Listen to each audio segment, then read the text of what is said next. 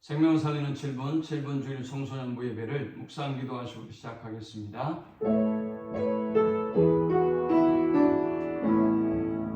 살아계신 하나님, 사랑하는 주의 청소년들을 주님의 전전으로 부르시고 예배케 하심을 감사합니다. 힘들고 어려운 세상 속에 사랑하는 주의 자녀들이 주의 말씀으로 성령의 능력으로 일어나 빛을 발하게 하시고 세상이 아무리 힘들지라도 우리 주님을 바라봄으로 날마다 비상하고 소망을 품는 요셉 같은 청년이 되도록 또 청소년부가 되도록 축복하여 주옵소서. 예수님의 이름으로 기도합니다. 아멘. 찬송 357장 드리겠습니다. 주 믿는 사람 일어나 다 힘을 합하여 이 세상 모든 마귀를 다 쳐서 멸하세. 저 앞에 오는 적군을 다 싸워 이겨라. 주 예수 믿는 힘으로 온 세상이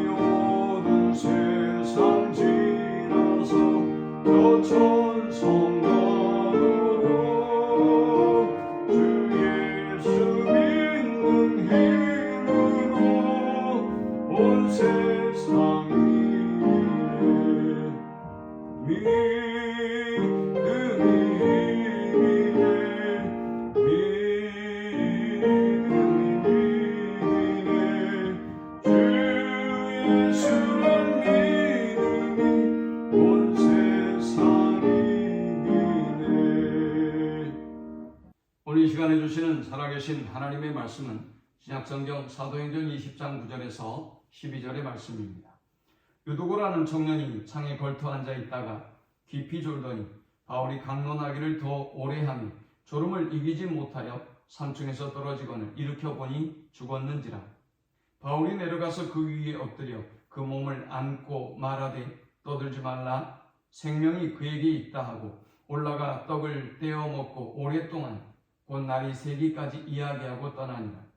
사람들이 살아난 청년을 데리고 가서 적지 않게 위로를 받았더라. 아멘. 본문은 사도 바울의 제3차 전도 여행 중 드로아라고 하는 곳에서 일어난 일에 대한 기록입니다. 사도 바울이 드로아를 떠나기 전에 많은 사람들 앞에서 마지막 강론을 펼치고 있습니다. 많은 사람이 온 집에 있어서 그런지 사도 바울이 말씀을 전하고 있는 가운데 유두고라고 하는 청년이 창턱에 걸터 앉아 설교를 듣다가 3층에서 떨어져서 사망하고 마는 큰 사고가 벌어지고 말았습니다. 저는 오늘 이 본문을 통해서 오늘 이 시대를 살아가는 청년들이 어떤 마음의 자세를 가지고 이 시대를 살아가야 되는지에 대해서 말씀을 묵상하고 함께 은혜를 나누려고 합니다. 오늘 이 본문이 보여주는 청년의 모습은 먼저 경계에 서 있는 청년입니다. 유두고라는 청년이 창에 걸터 앉아 있다가 했습니다. 어떤 여유인지는 잘 모르지만 이 청년은 창에 걸터 앉아 있습니다. 이 창이라고 하는 곳은 실내와 실외를 연결하는 곳입니다. 이 창이라고 하는 것은 지금 예배하는 곳과 그리고 세상의 경계선을 의미합니다. 오늘 우리의 청소년들이 바로 처해 있는 위치와 환경이 바로 이 유두고의 자리가 아닐까라는 생각을 해봅니다. 그들은 세상을 바라보고 있습니다. 세상에 대한 꿈과 비전을 품고 있습니다. 동시에 하나님의 말씀을 듣고 또 하나님의 말씀 속에 세워져 가는 상황 속에 있습니다. 어느 곳에 우선순위를 두고 어느 곳에 비중을 두는가에 따라서 하나님의 신실한 사람으로 세워질 수도 있고 또 그렇지 않고 이렇게 큰 사고가 날 수도 있음을 우리는 기억해야 할 것입니다. 두 번째 본문이 보여주는 청년의 모습은 육체의 경계선에 선 청년입니다. 본문 9절에 유두고라는 청년이 창에 걸터 앉아 있다가 깊이 졸더니 바울이 강론하기를 더 오래 하며 졸음을 이기지 못하여 3층에서 떨어지거늘 일으켜보니 죽었는지라 했습니다. 바울이 드로아에서 간절한 마지막 강론을 펼치고 있음에도 불구하고 그는 졸았습니다. 왜냐하면 너무 피곤했기 때문입니다. 바울이 유두고에서 마지막 강론을 펼치고 있음에도 불구하고 그는 깊이 졸았습니다. 그는 졸음을 이기지 못했습니다. 그는 심히 피곤했던 것 같습니다. 오늘 우리 청소년들이 서 있는 위치입니다. 학업으로 지쳐 있습니다. 학업으로 수면이 부족합니다. 직장생활로 수면이 부족합니다. 교회의 봉사로 수면이 부족하고 육체적으로 심히 힘들고 어려운 상황에 서 있습니다. 자, 이 상황에서 우리가 사느냐 죽느냐가 결정되는 것입니다. 세 번째, 이 본문이 보여주는 청년의 모습은 말씀에 집중하지 못하는 청년입니다. 아무리 피곤하고 힘들다 할지라도 하나님의 말씀을 듣기 위하여 이 자리에 올라온 청년 유두고입니다. 그런데 그는 그 피곤을 이기지 못했습니다. 오늘 우리 청년들의 모습이 아닐까요? 하나님에 대한 사모하는 마음은 있고 하나님에 대한 열망은 있지만 그러나 육체의 피곤함을 이기지 못합니다. 영적인 피곤함을 이기지 못합니다. 하나님의 말씀에 집중하지 못합니다. 하나님의 말씀에 순종하지 못합니다. 하나님의 말씀에 우리의 삶을 걸지 못합니다. 결국 유두고는 3층에서 떨어져서 사망하고 말았습니다. 사람들은 떨어진 그를 일으켜 세웠지만 이미 죽었습니다. 사람들은 웅성웅성 됐을 것입니다. 10절에 바울이 내려가서 그 위에 엎드려 그 몸을 안고 말하되 떠들지 말라 했습니다. 사랑하는 여러분, 이렇게 경계선에 서 있는 힘들고 어려운 청년들을 바라보며 떠들지 않으셔야 합니다. 사랑하는 여러분, 우리가 보기에 저 영혼이 죽은 것 같고 저 영혼이 시험에 든 것 같고 저 영혼에 희망이 없는 것 같아도 우리는 떠들지 말아야 합니다. 주님은 오늘 본문에 말씀합니다. 그의 안에 생명이 있다라고 말합니다. 오늘 어쩌면 우리가 시험에 들었다고 생각하는 그 청년에게 생명이 있습니다. 오늘 우리가 죽었다고 믿고 있는 그 청년에게, 그 청소년에게 생명이 있습니다. 그 생명은 우리가 보기에는 미미해 보여도 바로 예수 그리스도의 생명인 것입니다. 그 예수 그리스도의 생명이 우리가 죽었다고 믿었던 유두고라는 청년을 일으켜 세웠습니다. 그리고 모두를 깜짝 놀라게 만들었고 큰 위로가 되었습니다.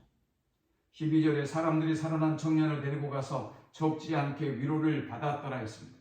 사랑하는 주의 청소년 여러분, 오늘 우리가 죽었다고 끝났다고 희망이 없다고 믿고 있는 그 어떤 환경과 상황에도 그리스도의 영이 임하고 그리스도의 영이 머물면 그리스도께서 역사하기 시작하면 놀라운 기적이 일어납니다.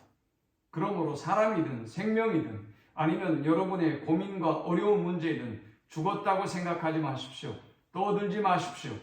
하나님이 함께 하시고 하나님의 역사가 일어날 것을 기대하십시오. 그때 하나님이 놀라운 기적을 행하시고 살리시고 또 우리를 위로하시며 우리에게 놀라운 기적을 보여주실 것입니다. 청년 유두고가 살아서 많은 사람에게 위로와 힘이 되었던 것처럼 오늘 우리의 삶 속에 죽었다고 생각했던 영혼들이 일들이 일어나고 회복되고 살아나서 모두에게 큰 위로가 되는 역사가 함께하기를 축원합니다. 하나님 감사합니다. 귀한 말씀을 통하여 은혜 받고 깨닫습니다. 죽었다고 생각하는 영혼들, 죽었다고 생각하는 환경들, 희망을 잃어버리고 우리를 웅성거리고 떠들게 만드는 어떤 문제와 상황도 하나님이 역사하시면, 하나님의 손을 대시면 일어나고 살아날 줄 믿습니다. 하나님 역사하시고 살리시고 새롭게 하여 주옵소서. 우리가 그 살아남을 보며 큰 위로와 힘을 얻게 하여 주옵소서. 예수님의 이름으로 기도합니다. 아멘.